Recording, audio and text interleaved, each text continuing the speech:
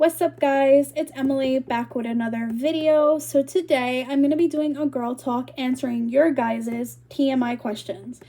And yes, today I'm going to be playing your big sister role and answering your guys' questions. I'm super excited to do this because I haven't done this in a long time, and you guys sent some interesting questions. A lot of the questions priority is like sex questions, virginity questions, insecurities, body image issues, personal questions. So I'm going to be answering all those questions for you guys.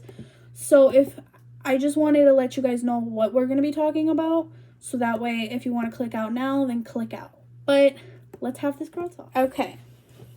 So you guys sent a lot of questions, so I wrote it down on my phone in like my notes. So it's kind of like all over the place, so it's not going to be really in order. So like I said, guys, if you're not comfortable with TMI questions, then click out.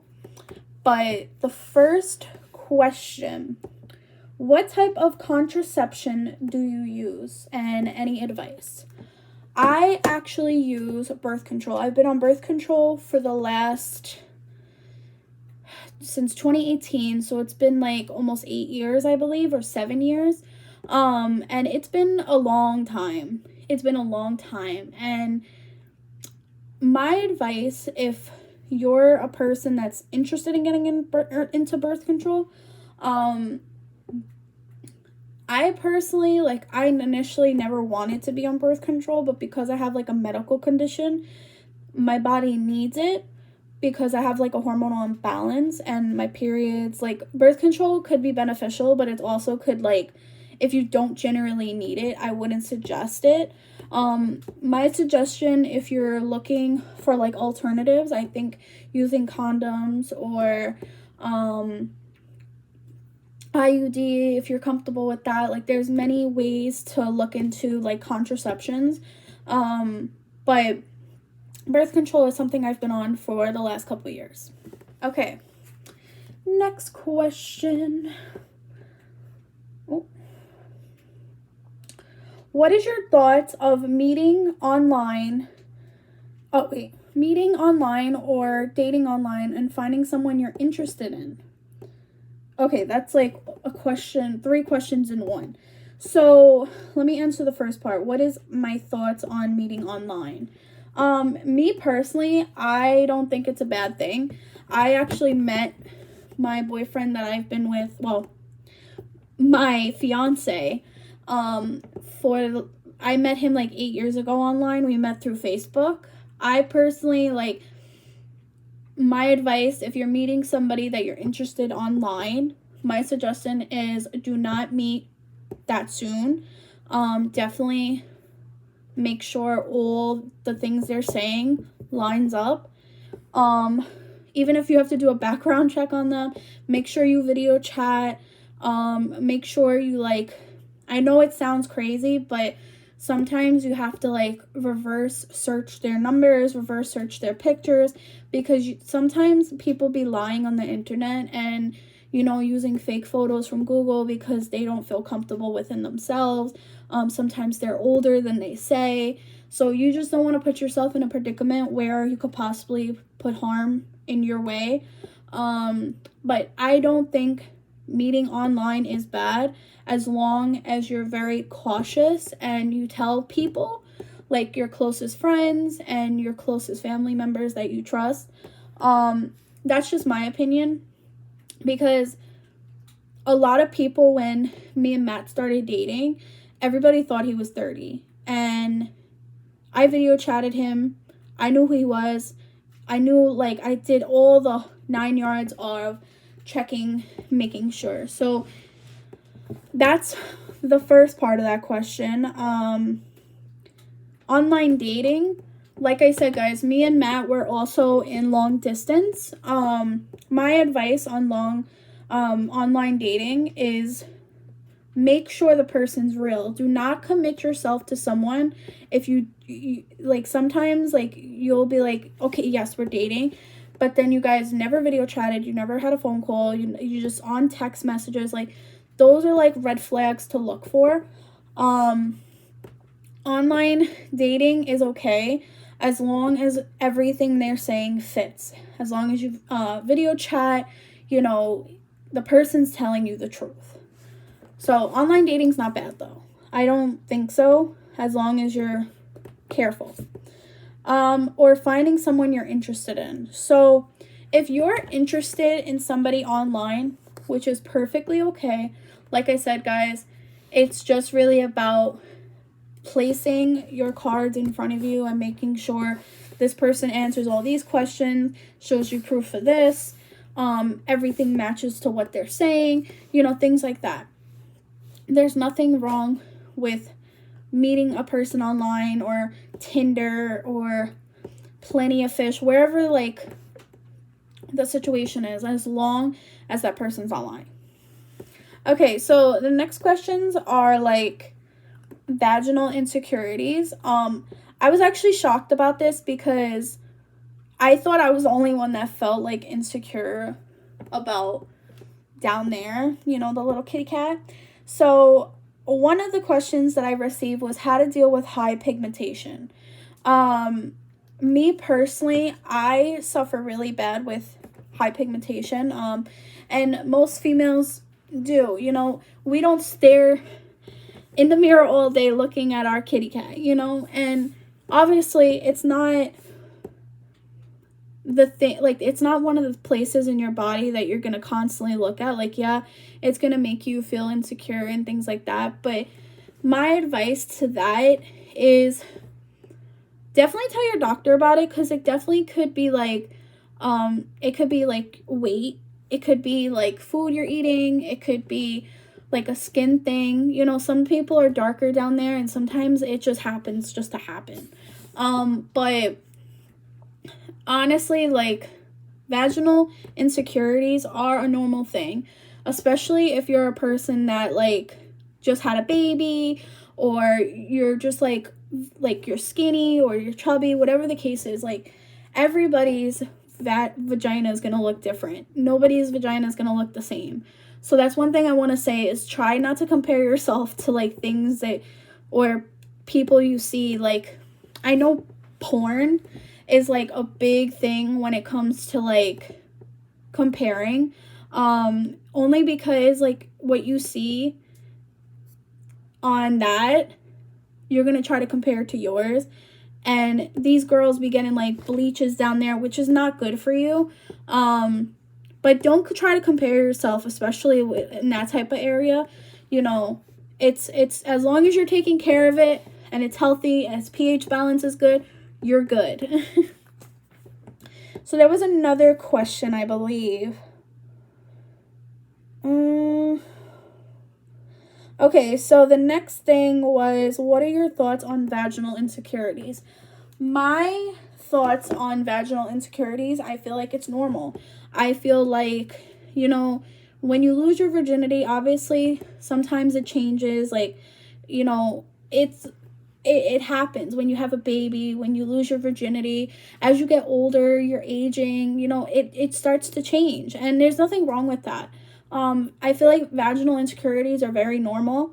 Like I said, there are things out here that are like porn and things like that will make you feel insecure. Like, oh my God, why do I have this much hair? And this video showing this girl like bare as a baby's butt.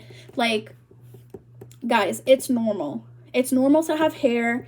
It's normal to have high pigmentation. It's normal to have certain things that you feel about your vagina. And at the end of the day, as long as you're taking care of it and it's healthy and it's good, there's no reason to feel bad about it. Okay, so the next questions are about virginity.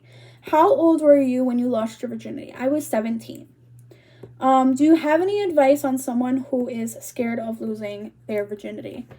My advice to someone who is scared to lose their virginity, one thing I gotta say is, don't listen to your peers.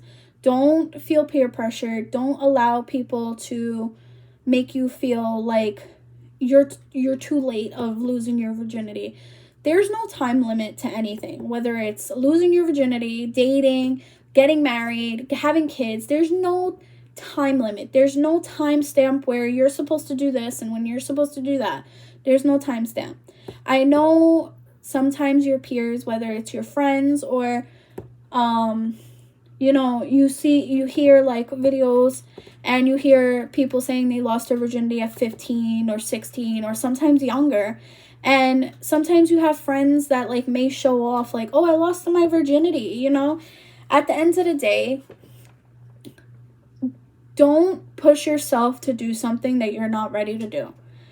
When you feel ready and you feel secure enough and you're with the right person, that's my biggest advice.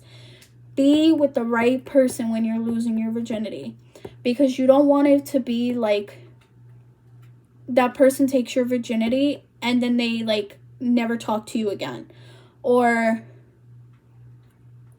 something. It's just not a good experience for your first time. Like you don't want to have sex with somebody for the first time and have it be a bad experience. You want it to be something that you'll remember, especially with somebody that you may love or somebody that, you know, you feel secure with. So don't feel like you have to lose your virginity because all your other friends have lost their virginity. Don't feel that way. Don't feel like you're on a time limit, because there's no time limit. Like I said, guys, some people are still virgins and they're like 30, 40. Some people lost their virginity at 13. Some people have lost their virginity between 15, 16, 17. You know, nobody has a time when they do it. It's when they feel ready. So that's my advice, is especially do it with somebody you love and don't listen to your peers, and there's no time limit. All right, next question. How do you deal with not comparing yourself to other females? That is a really good question. I feel like generally with us females, we have a tendency of comparing ourselves and like praising other women, which there's nothing wrong with praising other women's looks or personality or wanting to look like them, or it's a normal thing for females. But how to not, let me reread the question. How do you deal with not comparing yourself to other females? Honestly, like, it's more about finding yourself and finding what you find within yourself is beautiful. I know, like, comparing yourself to other females is hard, but don't change yourself to other females either. Don't change yourself to, like, celebrity inspirations. Don't change yourself because you want to have, like, a different type of body. Do it for you. Like, if you want to lose weight, lose weight. If you want to get thicker and get, like, you know, whatever the case is. Don't do things that you're going to regret later on, though. Like, don't try to change yourself into, like, a celebrity, like a celebrity's ideal body. Or, like, don't compare yourself to, like, your friends or things like that. I feel like how to not deal with it is try to give yourself, like, affirmations and, like, positive things that you love about yourself and work on the things that you struggle with. At the end of the day, there's going to be times where you're going to be like, oh my God, she's so much prettier. And oh my God, like, I wish I could be like her, you know. And honestly, guys, like, comparing yourself to others will make you not learn to love yourself. And it won't help you grow to learn to love yourself. And it won't help, like, your journey of, like, trying to love yourself. I feel like self-love and comparing yourself to other people is definitely, like, goes hand in hand with each other, because it will make you struggle. The more you compare yourself to others, the more you will struggle of loving yourself. So that's my advice to how to deal with that. Okay, next question. Some of these questions are, like, really good, though. Like, I feel like a lot of girls could relate. What are your thoughts on spirituality and astrology? Oh, don't get me started. I am a big spiritual believer.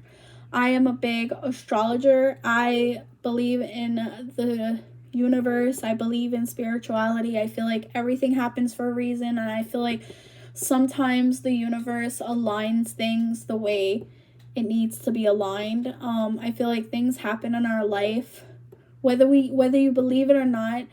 I feel like the universe plays a big part in what happens in our lives, you know, whether it's good, whether it's bad. When people come back into our lives, when people leave, like, I feel like spirituality plays a big part, and I am a big believer when it comes to spirituality. I feel like I'm a big person when it comes to, like, collecting crystals, and I feel like everything around us has a way of, like, the energy, like, whether it's nature, whether it's people, like, everything around us is a way of making us feel some way. I don't know how to explain it, but, like, our energy changes when we're around nature, right? Our energy changes when we're around people, and I feel like when things happen for us, whether it's good or bad, things happen the way they do. So my thing with astrology, I am a Gemini. If you guys did not know, I am a Gemini. Astrology, I'm not the type of girl to be like, I'm not going to be your friend because you're a Leo. I'm not going to be your friend because you're Aquarius. I'm not dealing with you because you're a Scorpio. See, the one thing I don't like is when people try to use spirituality or astrology just to not be friends with somebody. Like, somebody's zodiac sign has nothing to do with their personality. That's one thing that I'm going to say is people have a tendency of trying to compare people's personalities with their zodiac sign. Now, obviously, our zodiac signs show our traits, and that doesn't define our personalities, though. Like, the people that sit here and go, oh my God, I can't be with friends with this person because they're a Pisces. That's not how it works. That's not how spirituality works. That's not how astrology works. It's the matter of getting to know a person, and like I said, the universe has its way of aligning people, and I feel like I've been aligned with many people, and I've been unaligned with people where they've got taken out of my life, and I really believe that everything happens for a reason, and I believe that the universe has its way of doing that, you know? So that's my thoughts on spirituality and astrology. I had that question before in my girl talks, which makes me happy because I love talking about spirituality and astrology. Do you struggle with body dysmorphia, and any advice on body insecurities? Whew, I'm out of breath. Hold on, guys.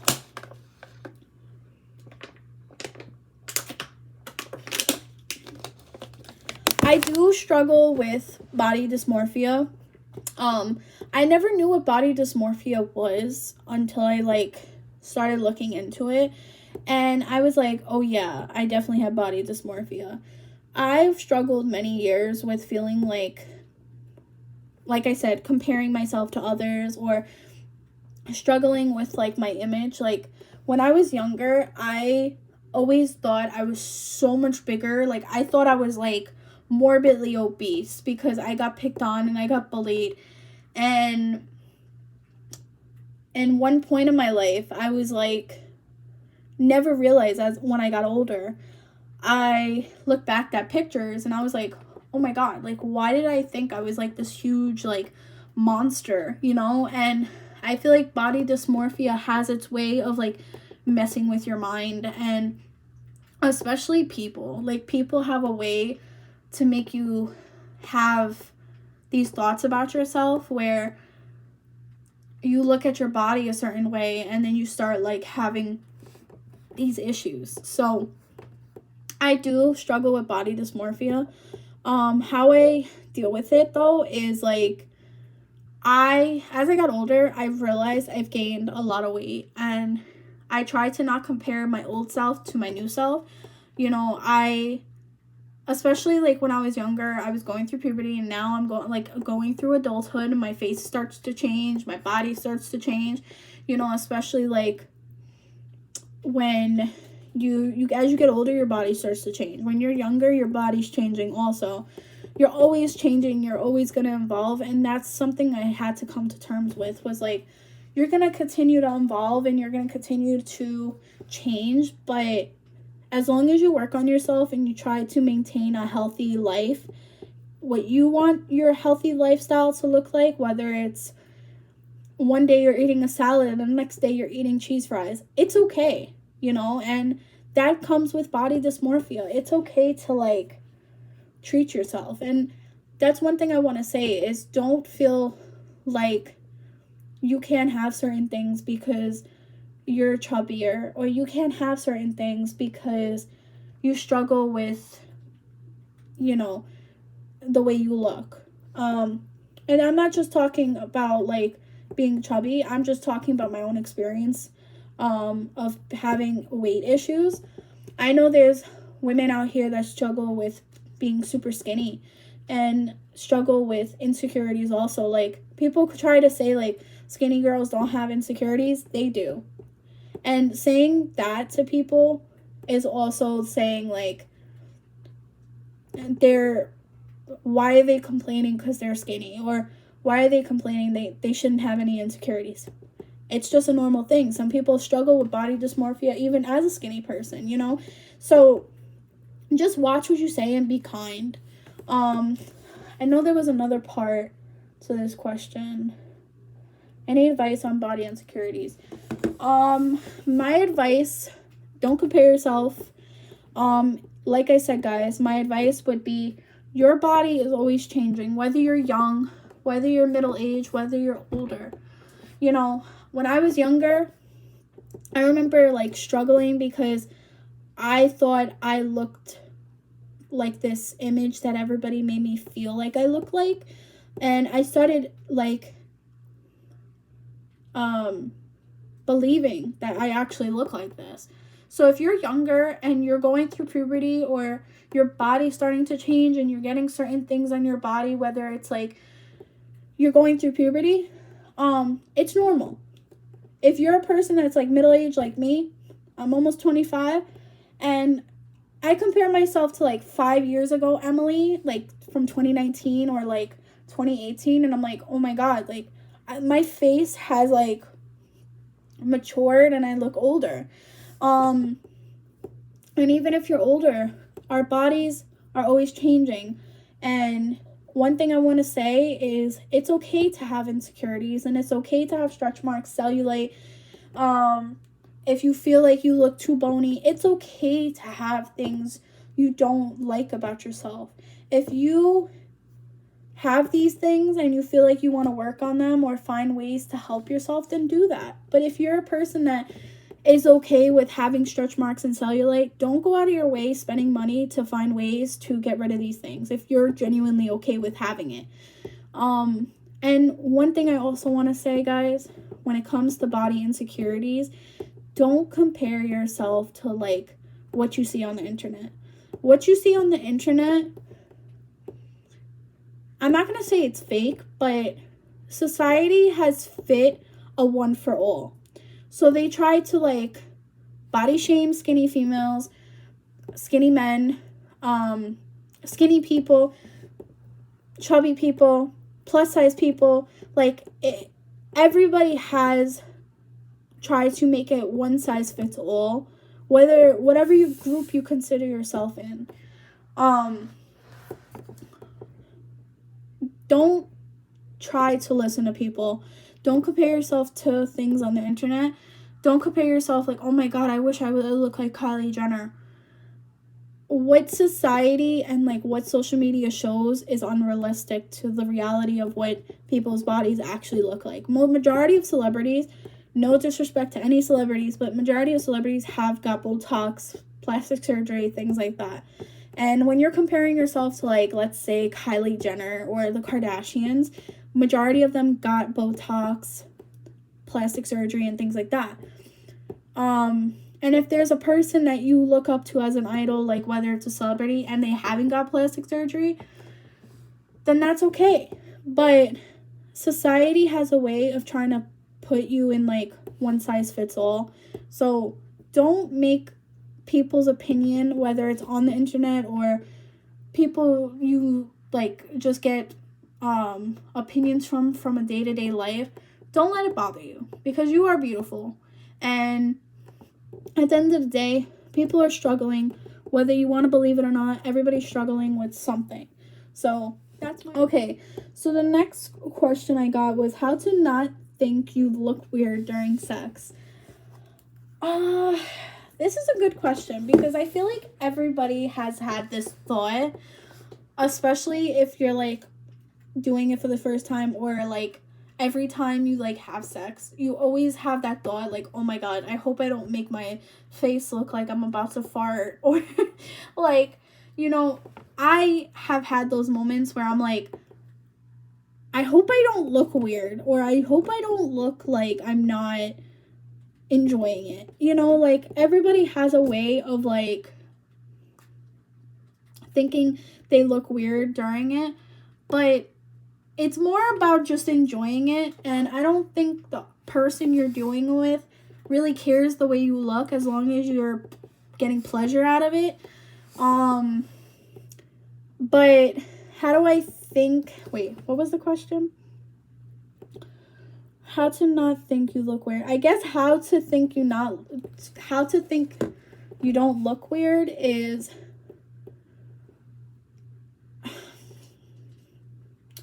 I guess, just go with it, you know? At the end of the day, you're two people, and there's no right way to do it. And I know one thing is, don't compare yourself to a porn video, because these porn stars are acting, okay? And I know their facial expressions and things like that are like, it seems like ideal, but it's all acting. So at the end of the day, don't think you look weird. Just enjoy it, especially if you're with, whether you're hooking up or with your person you love. They're gonna love it. You're gonna love it. It's just sex. And as long as you guys are both happy, that's all that matters. Okay, so last question I got, which I found hilarious, and I don't know how I'm going to be able to answer it, but how do you overcome indecisiveness? Okay, if any of my friends or any of my family that is watching this knows I am one of the most indecisive people that you could ever meet, the most indecisive. I'm not even kidding with you. But how do I answer a question that I may not have an answer to? I don't know. How do you overcome indecisiveness? I guess like with me, my indecisiveness, I kind of like try to see where my indecisiveness, like where do I struggle the most with it. I think my indecisiveness comes more when it comes to like shopping for myself, or ordering food like at a restaurant, or I guess like try to get out of that like mindset that like if it's like a restaurant, try to get out of that mindset that you may not like it. It's always about trying new things, especially like when it comes to like shopping for yourself. If you feel like your insecurities and your indecisiveness is like clenching with each other, it plays a big role. But if you feel confident enough to wear that crop top, or if you feel confident enough to wear like leather or whatever the case is, don't let your indecisiveness get in the way of doing something that may be the best decision you ever made. Or don't let your indecisiveness stop you from wearing a certain thing, or stop you from ordering a new thing off the menu, you know? I think that's one thing I could say is, how do you overcome it, is just putting yourself in an uncomfortable situation where it's going to help you, or indecisiveness open doors for you. Even if it's like the smallest thing, like ordering something off a menu. It's a big step for a person that has indecisiveness. And I only know that from experience. So don't stop yourself from doing things that may put fear into you. Sometimes it's a good thing. But sometimes your indecisiveness could be a good thing also, from not putting yourself in a bad situation. So it goes hand in hand. So I hope that answers your question somehow. But guys, I hope you guys enjoyed this TMI girl talk. I love being your guys' big sister and answering these uncomfortable questions that you guys don't like to ask your family members or your friends or whatever the case is. I will be that big sister and I will be your friend. So I hope you guys enjoyed, and I will see you guys in my next video. Bye guys.